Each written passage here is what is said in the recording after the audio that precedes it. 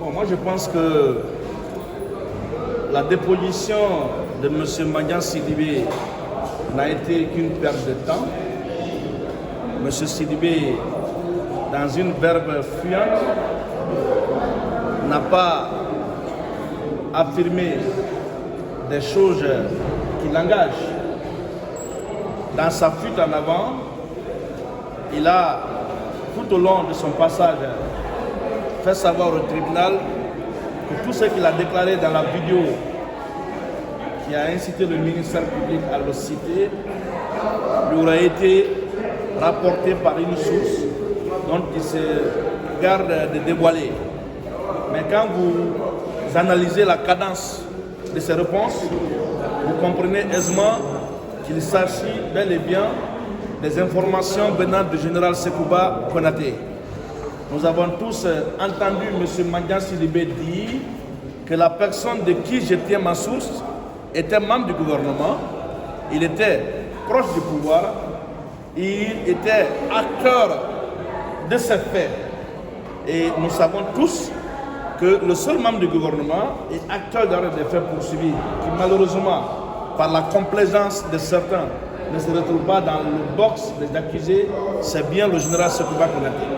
C'est le général Sekouba Konaté qui, un matin, a appelé un journaliste pour lui dire qu'il y a des forces communes derrière la piste de l'aéroport et que M. KPC, M. Baïdi Haribo, M. Kaira seraient bien informés puisque, selon lui, ce sont ces personnes qui ont dirigé cette opération.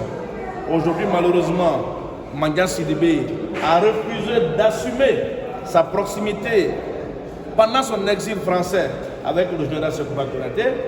Il est venu rapporter ici, avec une confiance religieuse, les propos truffés de contre-vérité venant du général Sekouba Konaté. Moi, je pense que M. Mandian Sidibé, qui se dit journaliste, n'a pas fait un travail professionnel. Vous êtes journaliste, vous le savez. Quand vous recevez une nouvelle, vous avez l'obligation, même pas le devoir déontologique, de vérifier l'information avant de la diffuser. Mais lorsque vous recevez l'information à l'état brut, sans avoir vérifié, et vous la faites distiller comme ça dans l'opinion, vous vous mettez en porte-à-faux avec la loi. Et c'est le lieu de vous dire que bien avant sa comparution à la barre de ce tribunal, un de ceux qu'il avait indexé comme étant acteur de ce procès, de cette situation, m'avait d'ailleurs contacté pour engager une procédure contre lui. Malheureusement, les choses n'ont pas bien bougé parce que l'intéressé est tombé malade. Sinon, peut-être que M. Mandian Sidibé serait venu là avec une décision de condamnation. Toujours est-il que cette procédure est à l'ordre du jour. Il n'est pas exclu que cette procédure soit activée pour amener M. Mandian Sidibé à répondre de ses faits devant la loi. Nous savons tous ce qu'a été Mandian Sidibé dans ce pays-là. Nous savons les informations mensongères, non vérifiées, qu'il partait diffuser sur les ondes de la planète FM. Jusqu'à un jour, provoquer des émeutes au point d'organiser un exil vers la France. Donc ce n'est pas une telle personne qu'on va considérer de crédible devant ce tribunal. Nous sommes devant un tribunal criminel qui ne juge pas sur la base des rumeurs. Le tribunal criminel juge sur la base des preuves certaines, fiables. C'est moi qui vous remercie. C'est très sérieux. Ce procès est si sérieux qu'il faut éviter de faire comparaître n'importe quelle personne avec le statut du témoin. M. Mandian Sidibé, qui s'est fait passer pour un journaliste, et peut-être il l'a été, mais les informations prétendues informations qu'il est en train de faire passer ici, ces informations ne peuvent pas être celles qui proviennent d'un journaliste. Et lui-même, il a dit. Et la loi régissant la profession du journalisme en République de Guinée, cette loi est claire. Un journaliste ne fait pas passer une nouvelle à l'état brut. il doit la traiter, il doit la recouper, il doit la vérifier. Et lui, il vient se livrer à des déclarations non vérifiées, sous prétexte que quand on est journaliste, je crois aujourd'hui, il n'a pas honoré votre profession, la profession des journalistes. Si c'est comme ça que tous les journalistes travaillaient, je vous jure que notre pays serait en danger. Recevoir des informations sans et là, sans les traiter, et se permettre de les diffuser. Ça, ce n'est pas du journalisme. Et puis, il faut faire la part des choses.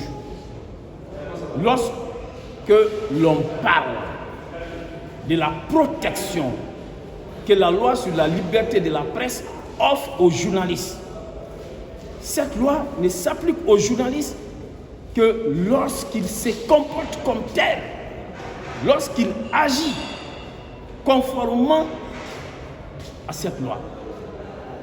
Mais lorsqu'il se comporte comme tout autre citoyen, en faisant des publications sur une page Facebook que vous pouvez faire, que moi je peux faire, que Paul peut faire, que Pierre peut faire, il n'est plus soumis à la loi sur la liberté de la presse, mais il est soumis à la loi sur la cybersécurité. Et les informations relayées sur sa page Facebook, qui ne sont pas recoupées, qui ne sont pas vérifiées, ces informations-là peuvent donner lieu à des poursuites contre lui. Non pas sur la base de la loi sur la liberté de la presse, mais plutôt sur la base de la loi sur la cybersécurité. Et vous l'avez suivi à l'entame de sa déposition. Il a dit, bon, vous savez, ce sont des informations non recoupées, non vérifiées, que j'aurais obtenues de plusieurs sources, des réseaux sociaux, des sources militaires, et qu'il ne jugeait pas nécessaire de livrer ces informations. Mais vous avez su, à travers l'insistance, la persistance du président qui n'avait pas le choix. Parce qu'une fois que vous comparaissez en tant que témoin, vous avez l'obligation de déposer. Donc il était obligé de déposer. Et vous le voyez, lorsqu'il parle de la protection de sa source, il n'était même pas journaliste pour parler de protection de sa source ou de ses sources. Lorsque il en parle, tantôt il dit que non, un journaliste doit protéger ses sources, mais il se permet de révéler le nom de l'une de ses sources qui n'est plus de ses montres. Mais en ce qui concerne les sources, ces prétendues sources militaires, il s'était carrément. J'ai su de cela, en tout cas la défense de M. Aboubacar Diakité Ditumba et lui-même. Notre option, c'est d'aider à la manifestation de la vérité. C'est pourquoi nous accompagnons des témoins, mais des témoins crédibles, des témoins qui peuvent aider à un procès juste et équitable, mais pas des témoins qui, à travers des déclarations, des informations inexactes, qui peuvent conduire le tribunal dans l'erreur judiciaire. Que Dieu nous en préserve. L'erreur judiciaire serait grave. Donc ce sont des témoins de la trempe de M. Mandian Sidibé qui conduisent facilement un tribunal criminel à l'erreur judiciaire. Je vous remercie. Merci.